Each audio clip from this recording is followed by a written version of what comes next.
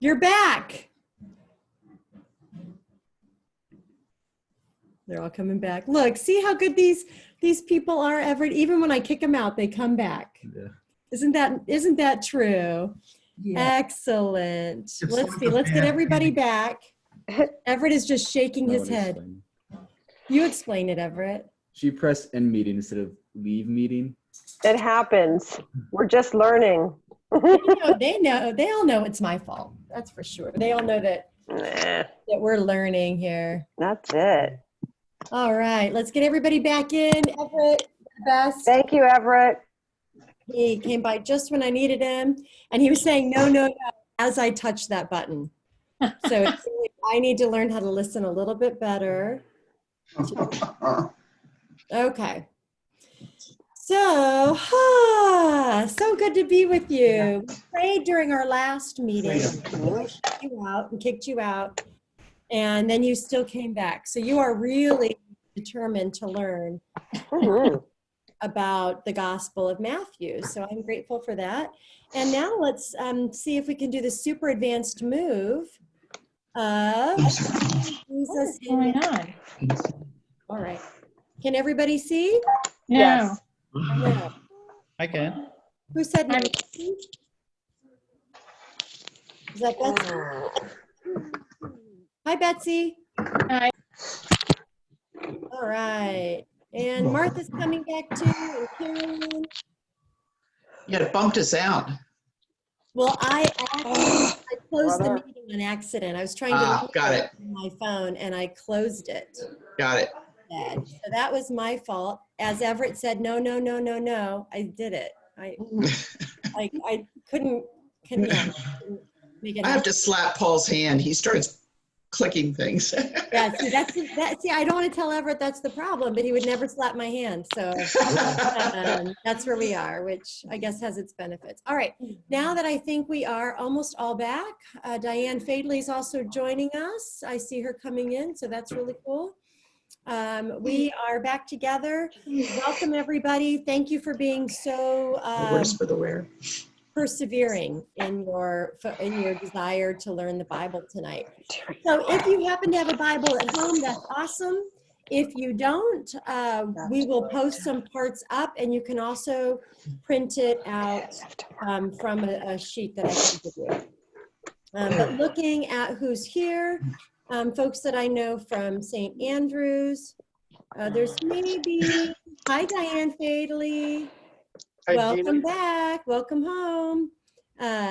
Let's see. I think folks probably have Bibles at home, so that's pretty cool. You'll want to open your Bible to Matthew chapter 1. We'll try to get there in about 15 minutes. We want to read chapter 1 and 2 today in Matthew's Gospel, which will be a lot of fun.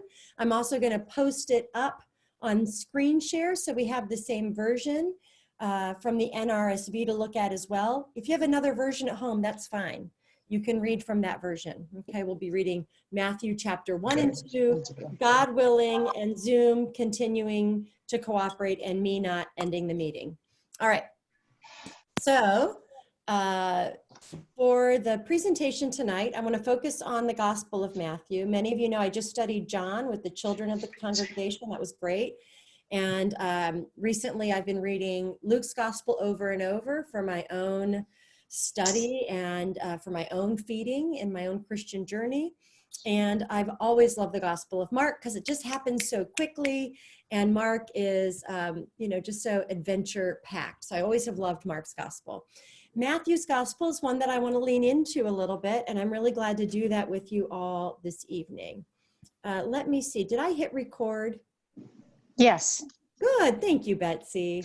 All right, so we're going to meet Jesus in Matthew. That's the goal. I want to know the Bible because I want to know Jesus. And so when we are looking at Scripture, it's because we want to deepen our sense of connection to God. And when we're reading the Gospels, for me, it's all about connecting with Jesus. So the first two things, and I'm going to move through some of this quickly, and then I'll take questions so that we are all in a shared space around the context for Matthew's Gospel. So you can see this little rudimentary drawing of the Middle East. This is, Palestine right in here. It's really a skinny, narrow space with a lot of waterfront between the Jordan River and the Mediterranean Sea, which is this big open-ended piece here.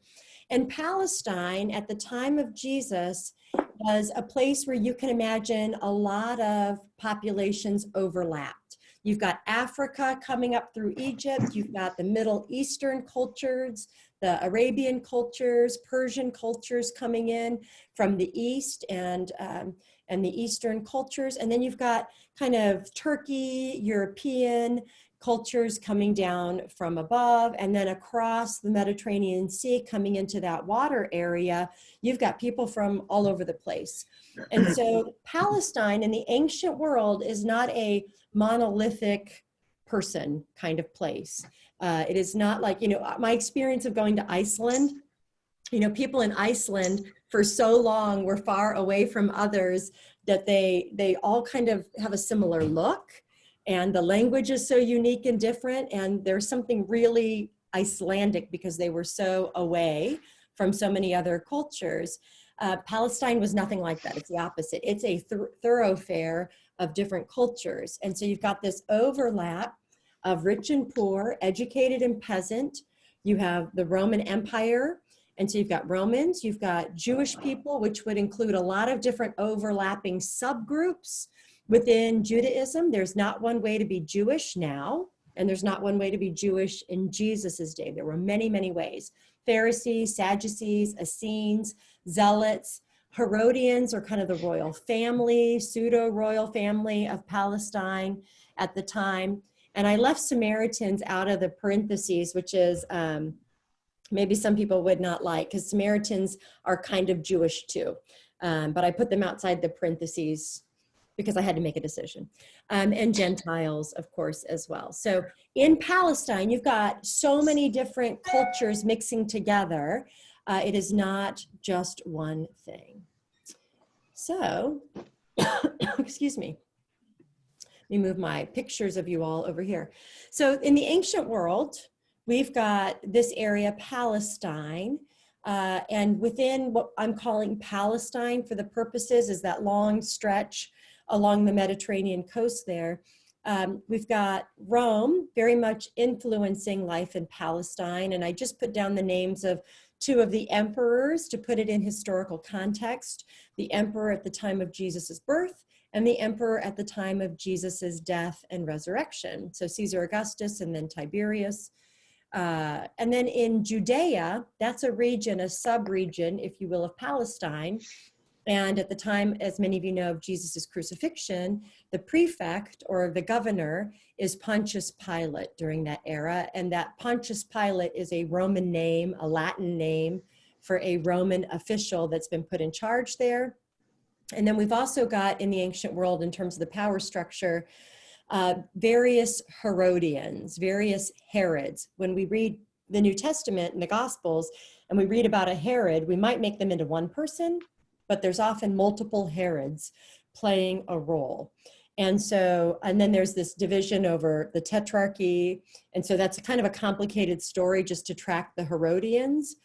But they're kind of, they've got a spurious claim to the throne, which could kind of go back to the throne of David, if you think back to the Hebrew scriptures, but kind of also not. They're not good rulers as a rule. And they make a lot of very dumb mistakes in leadership, but they have some power. They have some power. They're sort of like the king that continues to rule with Roman approval over them. And so they've got to kind of keep the people happy and keep the Romans happy. And it's a pretty complicated mess. This is the world that the Gospel of Matthew is set in. What questions do we have about that socio-political context before we go on? Anything?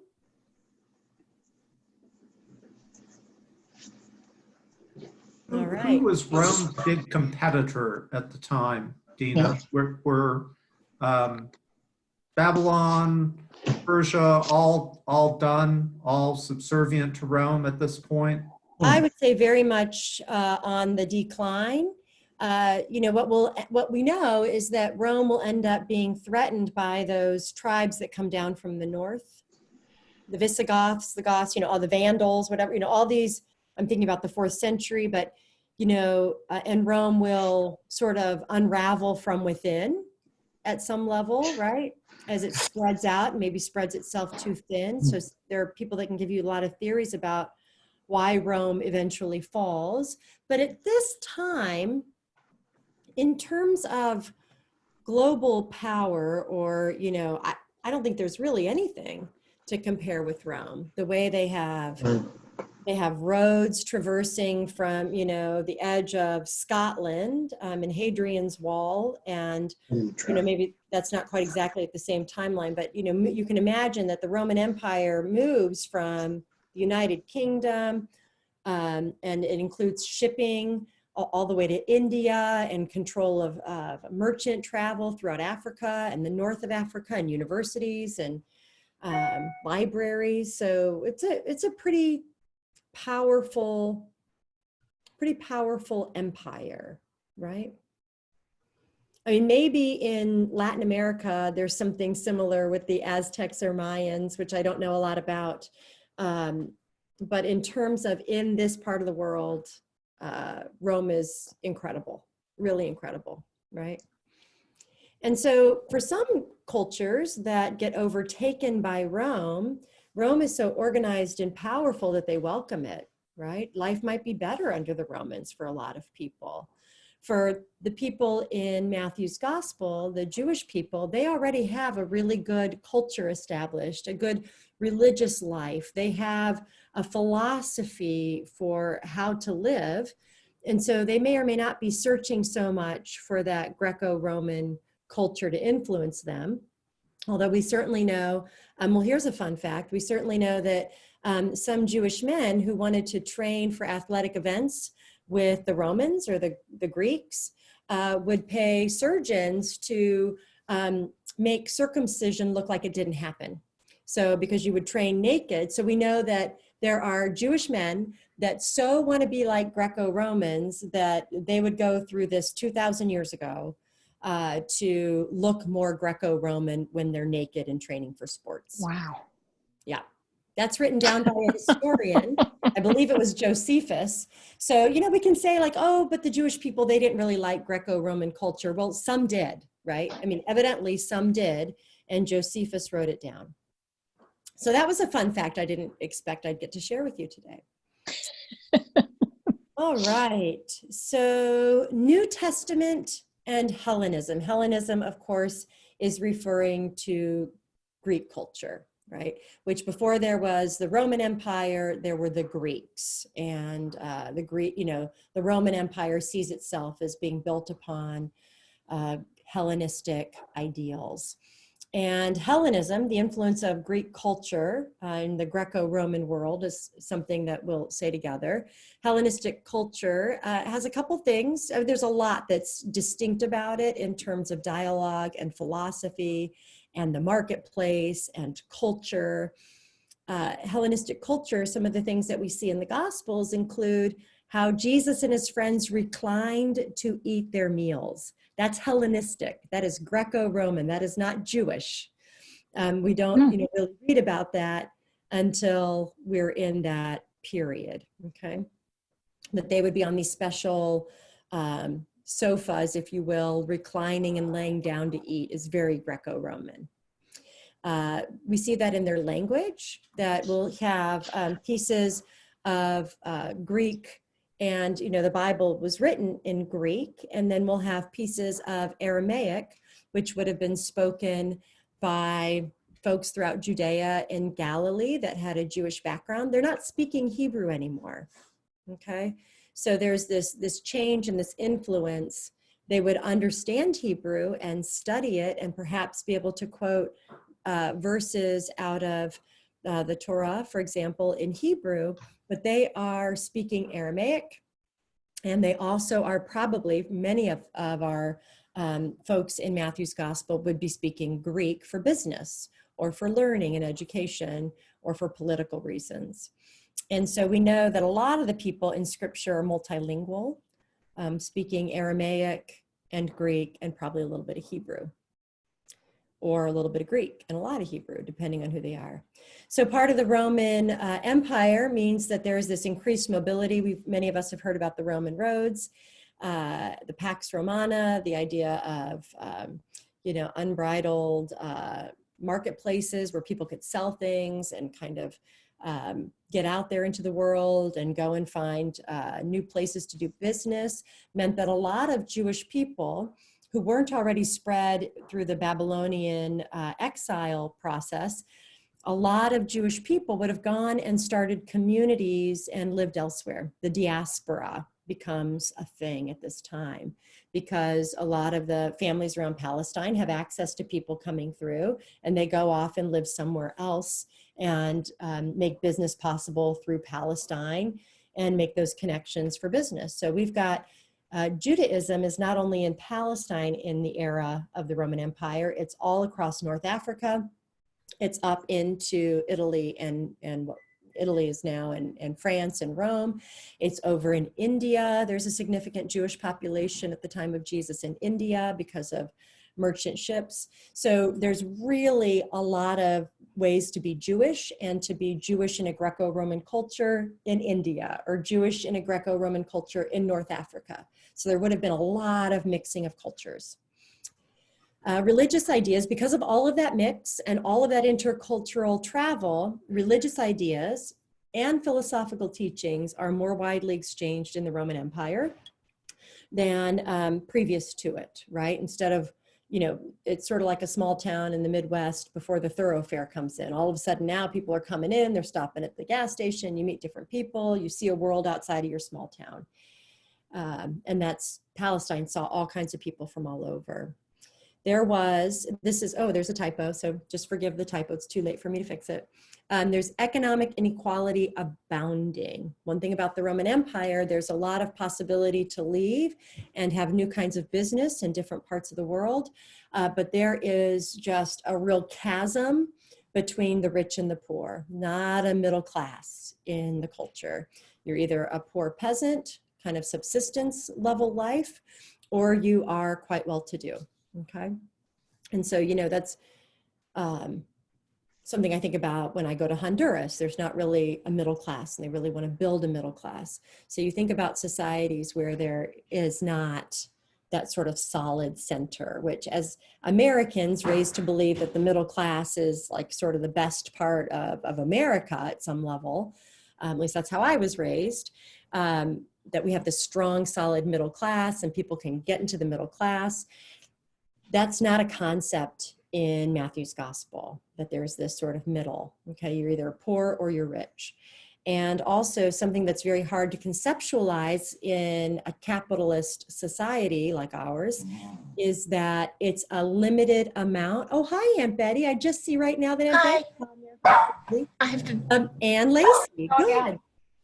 No, good. So the other piece about the economic inequality is that in the ancient world, people believed that it was like one pizza pie of wealth.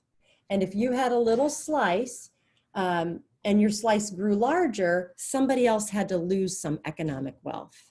There wasn't this unlimited wealth idea that many of us were raised in culturally in the United States, to believe that we can just make more money.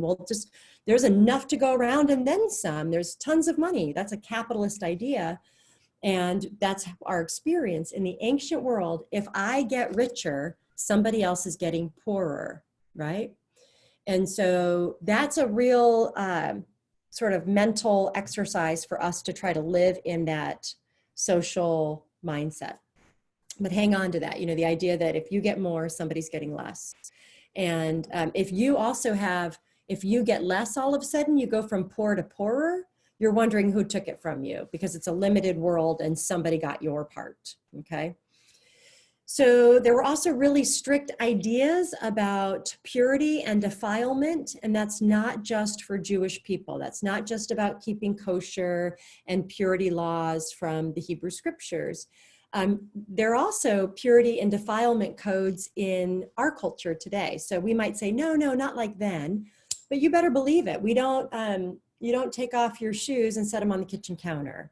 You know, we know that when we went out to see the chickens, we change shoes before we come in the house, because we know that now more than ever, quite frankly, COVID-19, we know that there are certain things that we want to leave out in the pens with the animals and not bring into the home, right? And just like in some cultural contexts, people eat pig, and in some cultural contexts, they don't eat pig. And in some cultural contexts, they eat a dog. And in other cultural contexts, they don't eat a dog or a horse. Those things are decided upon by the culture. And so those purity and defilement codes operate in different tribal groups in different ways. And Judaism has its own particular set. And we'll see that in Matthew's gospel. Another piece that I want you to, if anybody has seen The Sopranos or any other mafia movie, or read anything about the mafia, or is in the mafia, what do I know? Maybe you're in the mafia.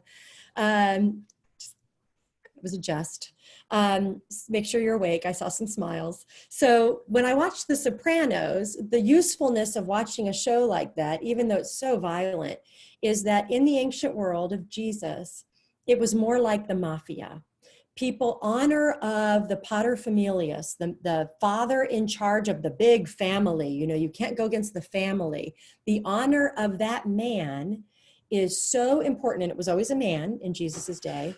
The honor of that man, if anything happens, if there's any blemish to his honor, the whole family suffers. So in the mafia, if, you know, any of the guys in the family go against the head guy, it dishonors the whole family. Better to die than to do that, right? So that operates in the Gospels in a way that's hard for me to always understand, because honor and shame don't quite work like that for me, right?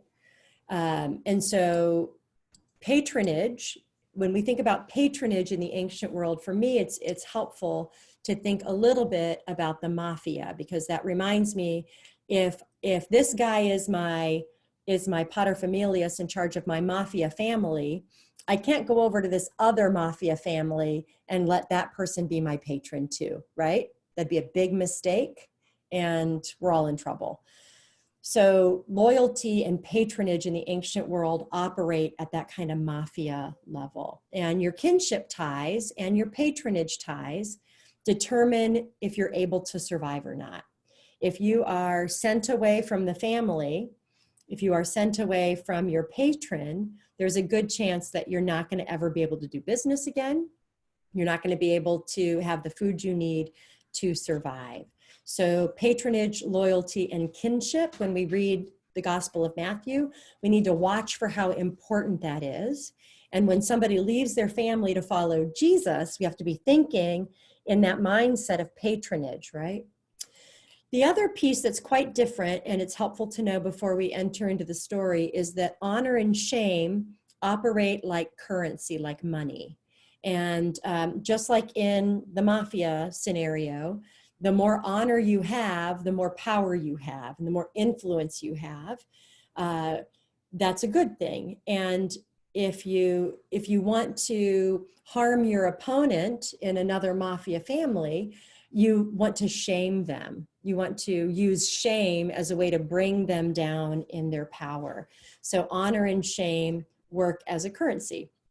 It works a little bit like this still today for us. If we want to if we have a political opponent, let's say I'm running for office in the state of Maryland and I want to, I want to win. I sometimes might think, well, if I run a really negative campaign against my opponent and say, shame on you, that might be a way to build myself up by shaming another person, right? So we kind of see how that still operates. Some of us really don't like the negative campaigning, and nevertheless, honor and shame can work like that. What I don't understand, because I am a middle class, educated, college educated white woman, I don't really understand in a lot of cultures, whether it's a gang culture or it's a mafia culture, how somebody would die for honor's sake, right? That's just not something I really conceptualize or think about in my own life. And yet that's very real for people. Some people would rather die than have their honor blemished in any way, right? So that's more like what the ancient world was like.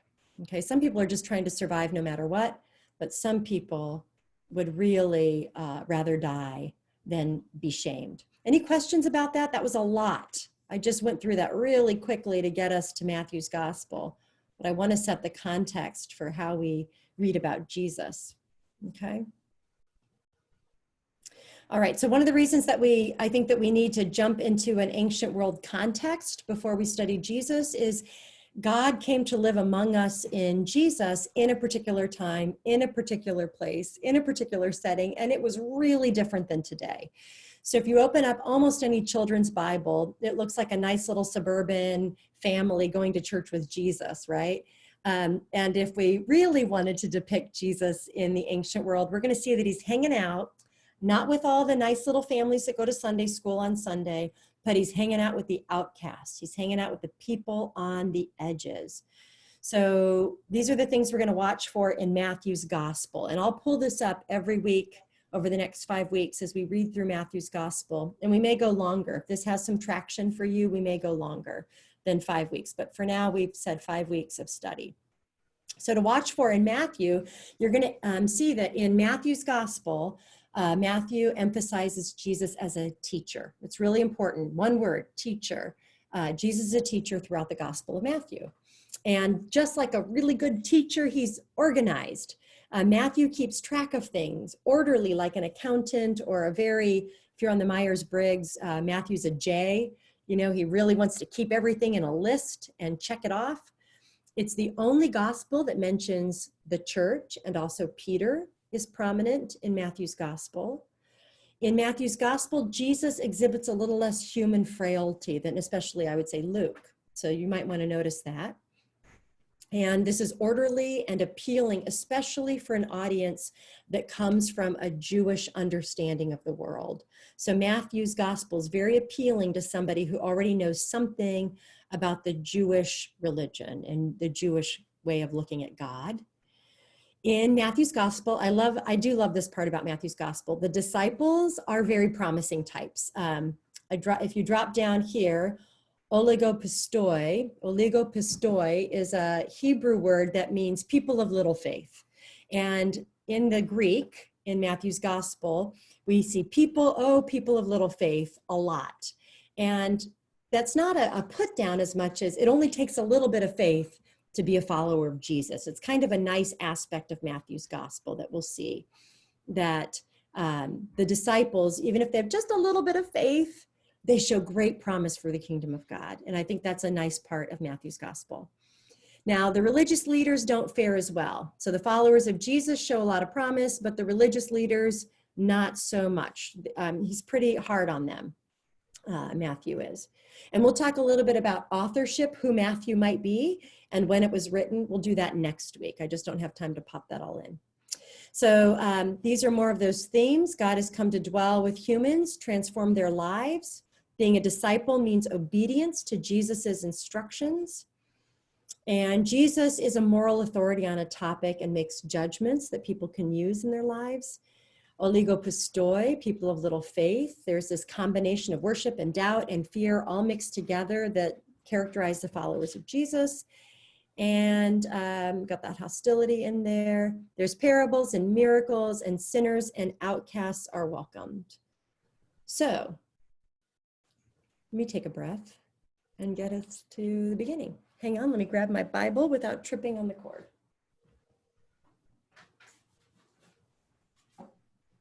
All right.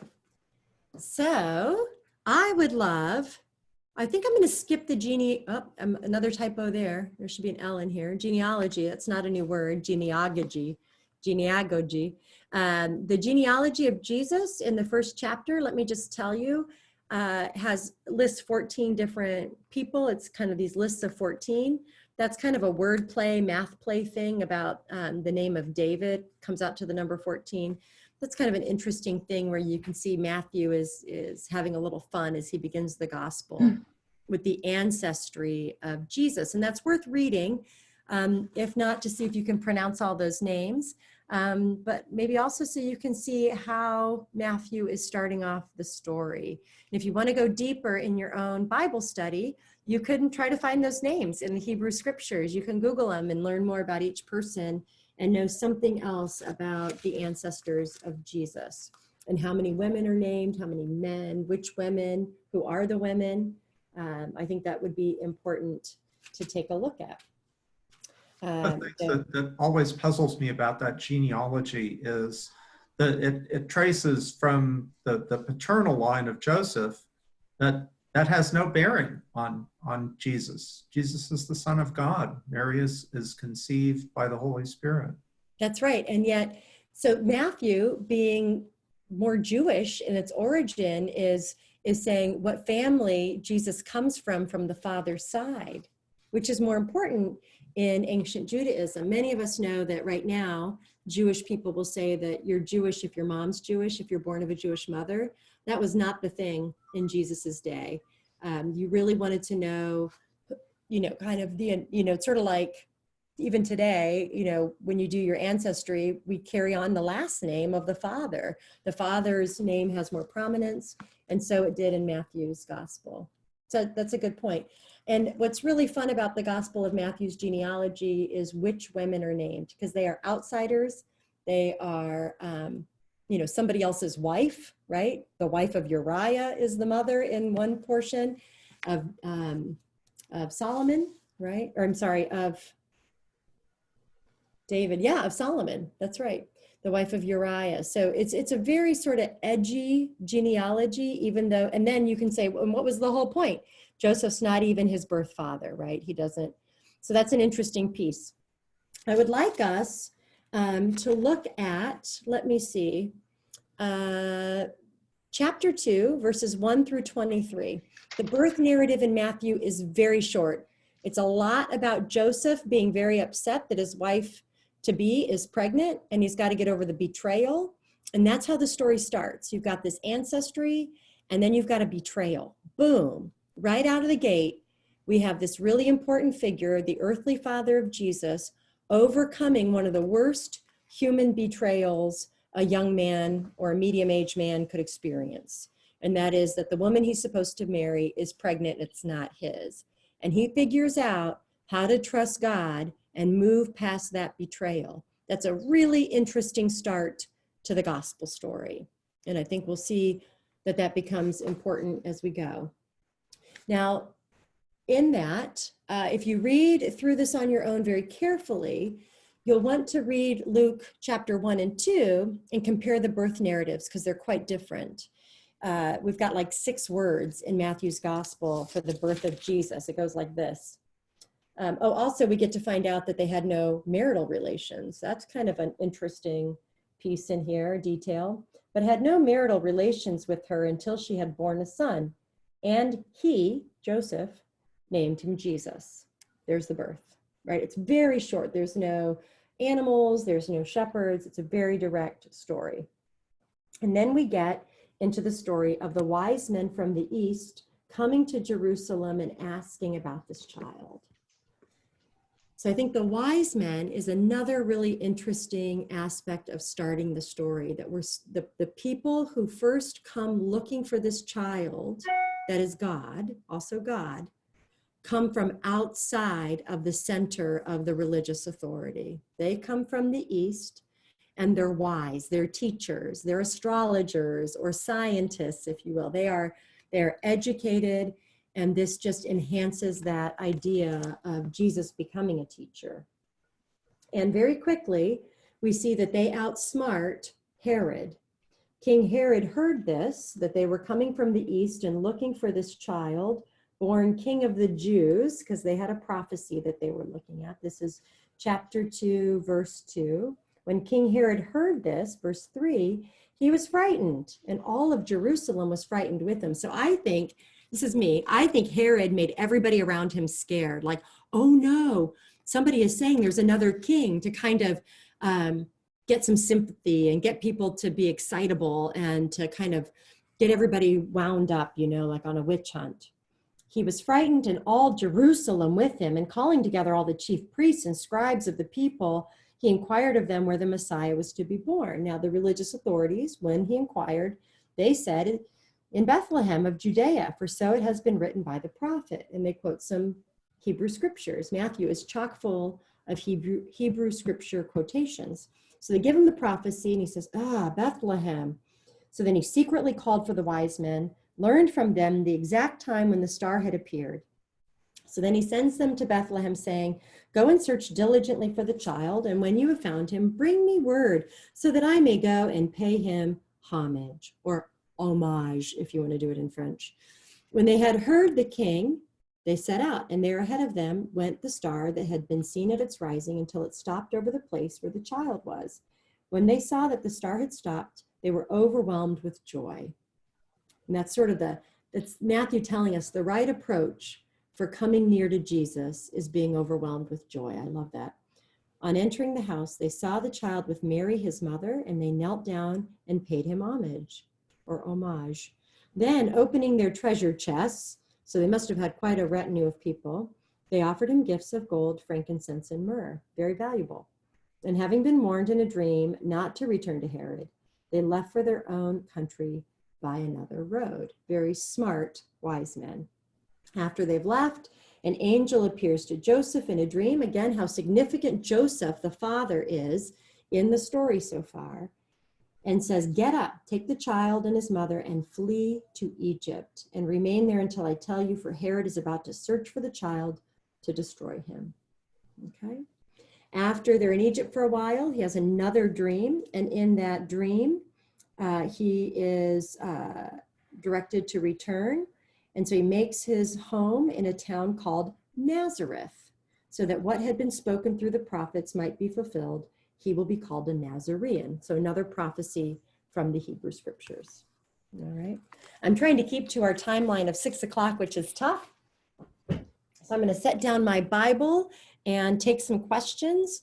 But I also want to say that next week, we're going to look at the beginning of Jesus's adult ministry, and we're going to take turns reading and discuss some of the aspects that we're noticing in Matthew's gospel together as Jesus begins his adult ministry. Now that by next week, he grows up into an adult. He's born today.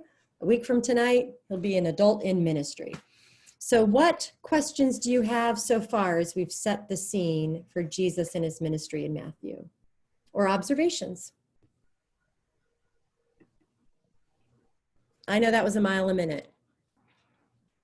It seems very quick. There's Did not a Joseph lot of take the detail. frankincense, gold and myrrh with him?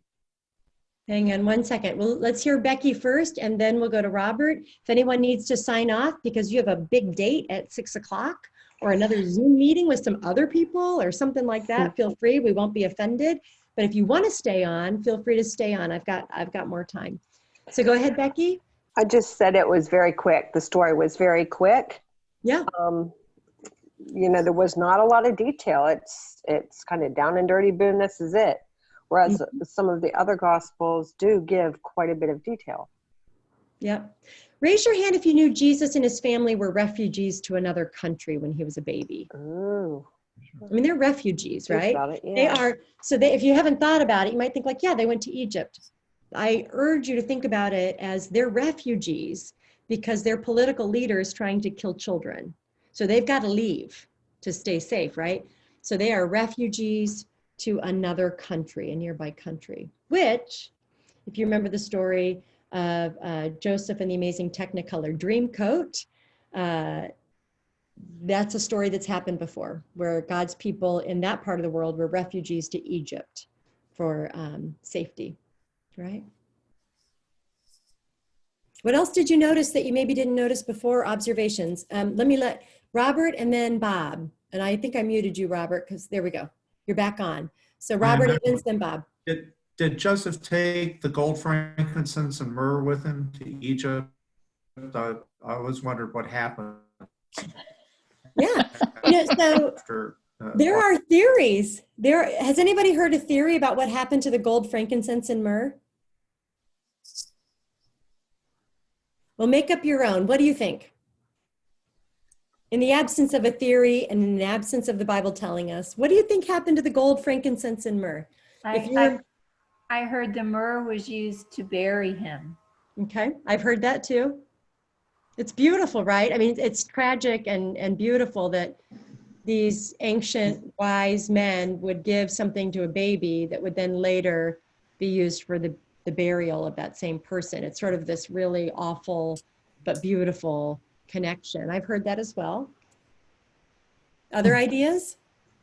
I've never Out there, but heard anything. have been used in the churches. What's that? Never mind. Yeah. Almost any answer works because we don't know. So I don't know, would the gold have been used in churches or sure. places of worship? Absolutely. Absolutely. So the gold could have been sold so that they could live in Egypt. Right. That's what I was Um, thinking. Yeah, it could have been given to a synagogue wherever they were to, just be a gift to their congregation or something. The myrrh, Jesus could have used the myrrh to bury his father at his father's burial. We think that Joseph died before Jesus did. Who knows, right? We don't really know. Yeah. So Bob Bryant, you were getting in there with something. I was wondering if Jesus would have been knowledgeable in Greek. I think so. Alexis got a question. I think so. I think so because it's really he's educated in some fashion. Sometimes we think of Jesus as being a peasant, a carpenter, and sometimes we realize that he's got such a good education. Of course, in Luke's gospel, he debates with the leaders in the temple. Smokey, my dog, is so excited that I'm standing. And yes, you just relax, Smokey. Smokey has something to say. I just can't understand what it is about the Bible. I'm inclined to think that because Jesus is so wise and intelligent and is, interacting with all these different people, that there's a really good chance that, like many people, he spoke multiple languages. Yep. Other observations or thoughts or questions about Matthew's context as we begin our study? I guess I never thought about the fact that the angel talked to Joseph a lot.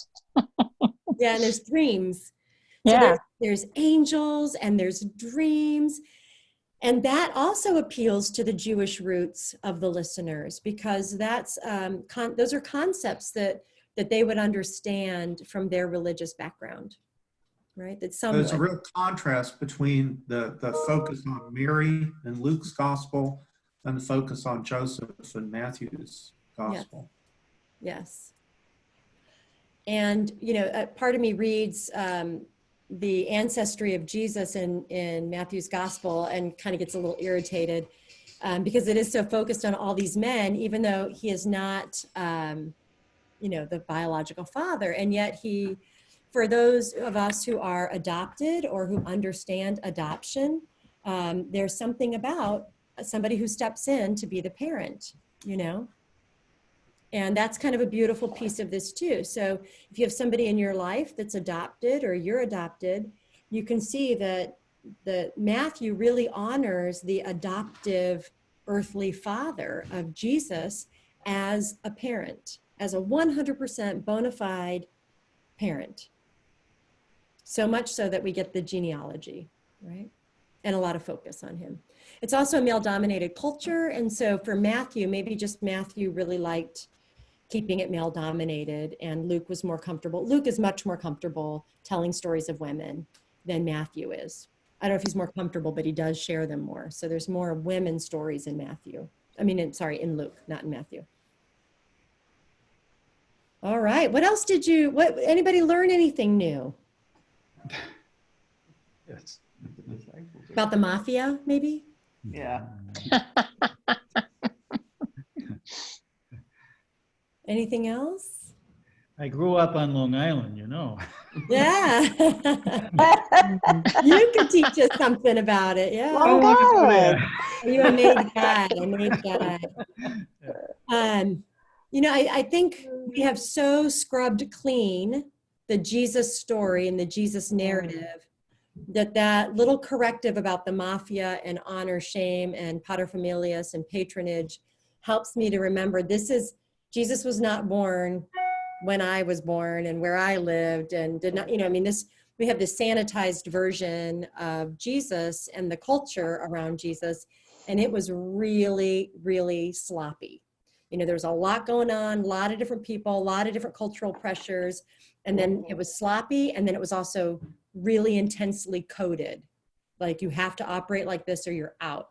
So at the same time that it's multicultural and exciting, it's also not very permissive, right? It's controlling while also being diverse.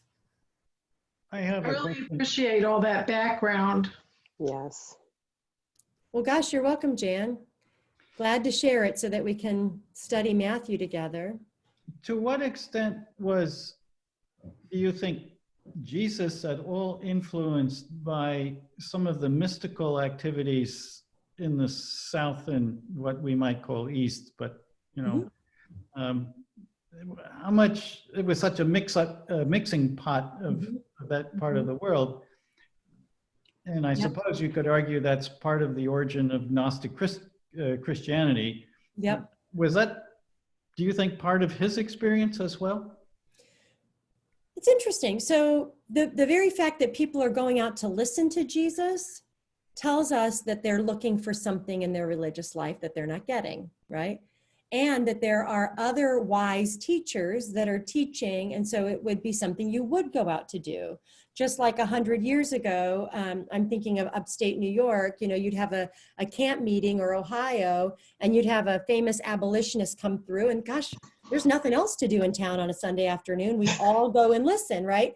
So that would have been how you become more erudite and intelligent and engaged in your community and issues.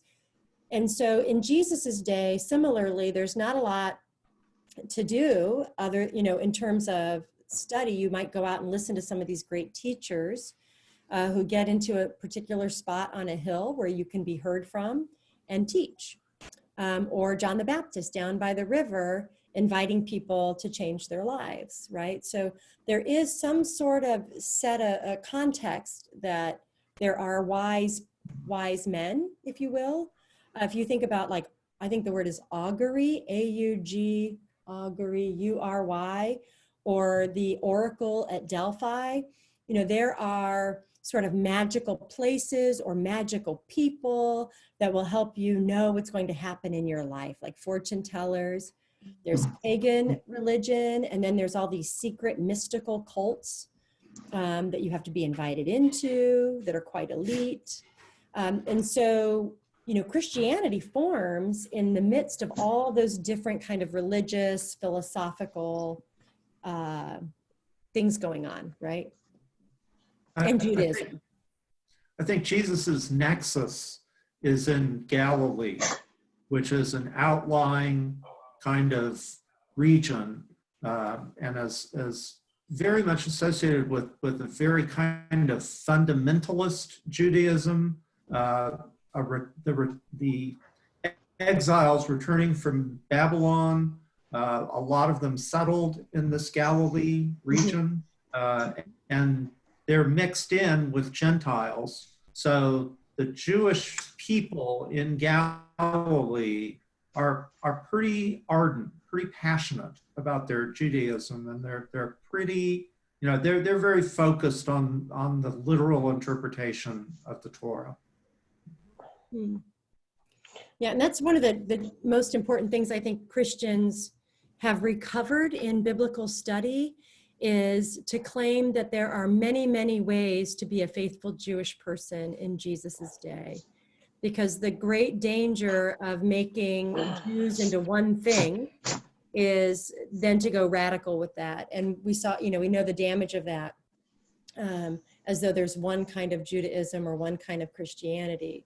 And so to just sort of welcome the multiplicity that existed in the ancient world in different places, with different leaders, with different practices in local communities, I think really enriches our text and helps us to relate today, because there's so many different things that we see in here and so many different ways to be spiritual or religious.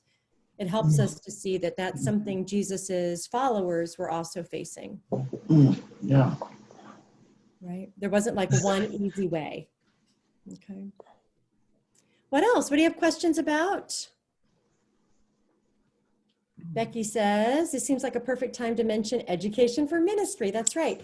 So Becky is saying that I should do a little commercial for education for ministry. For those of you that haven't, raise your hand if you've done education for ministry classes before. I know several of you have.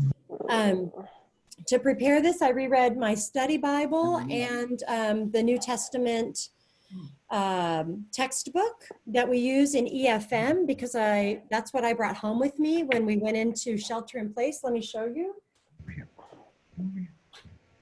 And so this is a college level textbook on the New Testament. And, you know, it's a wonderful, it's got pictures and so forth. This is one of the books from Education for Ministry. I think it looks different now, yeah. And so Education for Ministry in the first year studies Hebrew scriptures, in the second year studies the New Testament. So we're going to go a little deeper than you can go in Education for Ministry, because in EFM, you're going to read a chapter on the New Testament context one week, and then you're going to read a chapter on Matthew one week, and then the next week you're going to read the whole chapter of Matthew. Right. We're going to go more slowly after today through the content of Matthew's gospel, so that we can really know who Jesus is in a slower way. EFM covers the whole New Testament in about 35 or 36 sessions. Yeah. And so that's a program that's offered on Wednesday nights at Union Chapel, or right now on Zoom in your living room, or on you Zoom in from. And so I know that's been a good program for a lot of people. All right. Yep. So is anybody willing to say that they love, does anybody feel like they really know Matthew's gospel and it's been a favorite for them? I'm curious if it's anybody's like favorite gospel. Okay. Is it only seminary dorks that have favorite gospels? I think the rest of us just have the synthesis of all of them melded together. Yeah, a big mashup. Yeah, like the pageant, right? You got the wise men and you got the shepherds. No, you don't. In fact, if you read carefully the beginning of Matthew and the beginning of Luke, you're going to wonder if they even happen in the same place. Right. And so that's worth doing. That's worth reading. I don't think that will unravel your faith. It's okay if you were taught as a child that Jesus was born in Bethlehem, but his parents were from Nazareth. You read Matthew and it sounds like they go to Nazareth because it's safer, that's not where they're from. And so it might be a little different between Matthew and Luke. And that's just the richness of a different person pulling all the pieces of a story together and shaping it for a certain community. It's okay if they're different. You know, they don't have to be matchy-matchy, right, to be true. And also, capital T true, they're true at a deeper level than we think about, you know, with facts and figures and historical data, every little detail, or, you know, like in Law and Order, is that true or not true? True is really more about what Jesus is teaching about our lives and how we understand God. That's what's true in it. And we don't have to get too wound up about the details being different from gospel to gospel. And I try to practice some forgiveness of my Sunday school teachers who told me the one gospel story and put them all together. And then I wake up and kind of figure out one day that when you start to pull them apart, that doesn't hold. And I forgive them because they were teaching children. And you got to kind of make it work. It's a hard story to tell children. All right. Who's coming back next week for more? Yeah? Studying. This is so good for me. I'm really trying to lean into Matthew because we're going to be reading a lot from Matthew's gospel in the Sundays ahead, moving into the next season. And this is good for me each week to be reading from the gospels and doing it with all of you in a focused way so that I can come to enjoy Matthew's gospel more than I've appreciated it in the past. So I've underappreciated it in the past, and I'm committed to appreciating it more with all of you. And I was born on St. Joseph's Day. So, this is really the St. Joseph gospel text. So I should feel connected to it, right? All right. If you have time between now and next Thursday, I am happy to, let me see, I wish there was a way to email everybody that's on a Zoom. Wouldn't that be nice if I could just be like, boom, and everybody got the presentation and the email? That would be really, really fun. But what I'm going to do here is screen share the text, and I'm going to show you a little trick. This is the text of, okay, so Matthew 1 and 2, chapters 1 and 2. I'm going to show you the easiest way to get that. Look at all those fun names in there. So I'm going to get out of this document and I'm going to show you, and some of you already know this, but there is a wonderful website called Oremus, and I'm going to do Matthew 1 through 2, Oremus, which means we pray in Latin, O-R-E-M-U-S, Oremus. And Oremus will bring up that same text. And I typically just cut and paste that into a document. Can you see my screen? No. No. Yeah, well, that's not really helpful. Hang on. Yeah. Let me find it now. Now, can you see my screen? Yes. Yay. All right, so this is a website here. And you just have to type in Oremus Matthew 1 to 2, like that. And it'll take you right to Matthew 1 and 2, Oremus Bible Browser. And so this is, what I like about this is, unlike my real Bible, I mean, this is the real Bible too, it's just on the computer or in the web. Unlike that, I can cut and paste this into a document and I can make it much bigger to look at. And I can print it out and really read it in bigger font, which is nice. And so you can see here, and even on the computer, it's a bigger font than my study Bible is. So if you have trouble reading your Bible and you need something a little bit larger in terms of font, I really recommend that you go to Oremus and pull it up here. Does this default to the NRSV version? Yes, yeah. Good question. This defaults into the New Revised Standard Version, NRSV, which is the one at this point is most scholarly in terms of being translated directly from Greek and Hebrew.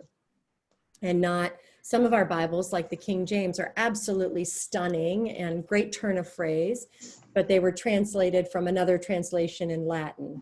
And so they just, you're missing some things in translation, and NRSV is a better translation. From a scholarly perspective, not necessarily from a poetry and beauty perspective. There's nothing like, the Lord's Prayer in the King James Bible is absolutely beautiful. Okay. All right, friends, I hope you'll come back and study with me next week. We're going to move into what Jesus does as a grown-up in ministry. What happens in Matthew 1 to 2 really kind of happens to Jesus. And then we get into Matthew 3, and he becomes the central figure. This is really just setting it up in Matthew 1 through 2 for the ministry of Jesus, which really begins in chapter 3. All right? So if we wanted to read ahead, look at Matthew 3, is that what you're saying? I will never stop somebody from reading their Bible. Reading ahead. Yeah, absolutely. If you want to read ahead and read chapter 3, I think that might be helpful, especially if you feel like, they obviously go really fast, especially today trying to get through the context. But sometimes this moves fast and we only have 45 minutes. And if you want to read ahead to chapter 3 or print it out and have it ready, so that we can read it together and you can write on it. I'm a big fan of writing in your Bible. Maybe not if it's a 100-year-old family Bible with all the stuff in it, but like your real Bible that you're using to study, like put little notes in there, or a Post-it note, or a pencil mark, or a highlight. Because then when you come back and interact with it again, you're like, oh yeah, I really like that verse. And you remember something about yourself in that moment. And it creates this nice dialogue with this word of God, right? Okay, my friends, I'm going to close us in prayer because I smell dinner. Is that in one of your houses? Aunt Betty's fabulous nephew is in there rattling some dishes around, and I think some meatloaf will appear. Uh-huh. Actually, Piper made the meatloaf. But that's fine. Bless her heart. I know. They're all going to know how to cook at the end of this, aren't they? That's good. I don't know.